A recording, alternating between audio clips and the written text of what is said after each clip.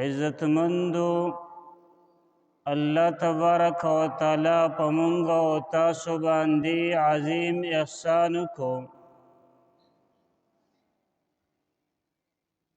چې مونږ او تاسو ته دا دور لوی فضیلت را کو د قرآن د دورې په شکل سره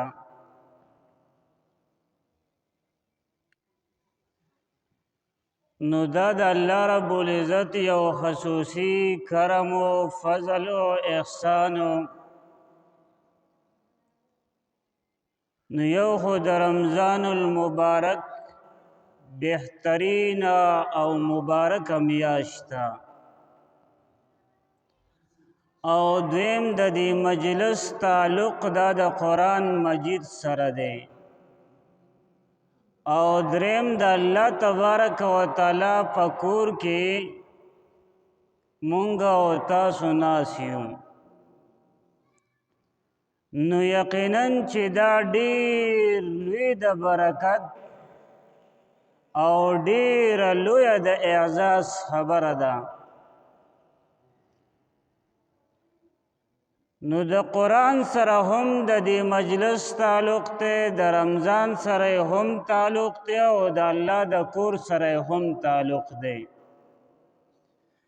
او د دې دریو اشیاء سره چې د کم انسان تعلق راشي الله تبارک و تعالی دغه انسان ته هم فضیلت غورواله کامیابی دا ورکوي د دنیا په اعتبار سره د آخرت په اعتبار سره نو الحمدلله الله تبارک و تعالی مونږ او تاسو ټول مسلمانانو ته دا اعزاز را نصیب کو نو دا ډیر لوی د کمال او ډیر لوی د خوشحالی خبره د پدی باندې خوشحالی پکار ده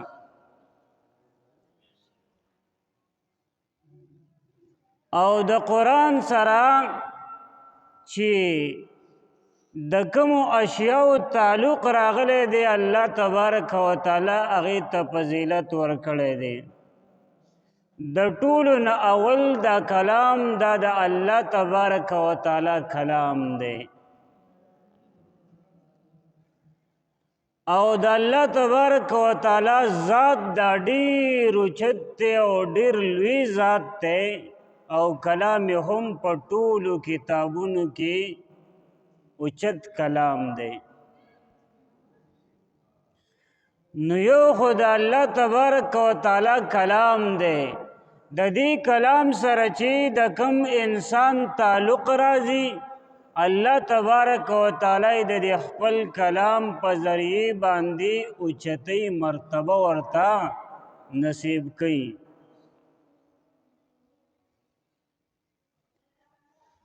نو دا ډیر مبارک انسانان دي د کومو انسانانو چې د قرآن سره تعلق راغلی دی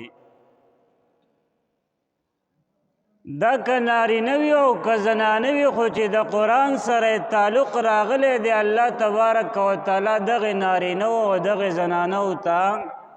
فضیلت ورکړی دی د قیامت په ورځ باندې با د الله تبارک و تعالی دا کلام د الله په درد کې ودرېږي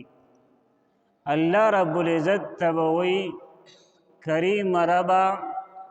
دا انسان ما په دنیا کې د فضول خبرو نه بچ کړی و دا انسان د خپل وخت قیمتي کړی و او ما ته به ناست او زه به یې اورېدلمه او زه به یې ویلمه د شپې په حصه کې به ما ته ولاړو د الله ستا عبادت په هم کو زه به یې پکې هم اورېدلمه او زما د وجې نه دی چې ما ته ولاړو نو په خپو باندې درد راغی په لاس باندې درد راغی دغه شانتي جسمي رکاوټ چې دی نو دا یې محسوس کو او ولاړ ما ته و یا ربا دا انسان دته مغفرت نصیب کا اوس په خپله باندې سوچ وکړئ چې د الله رب العزت کلام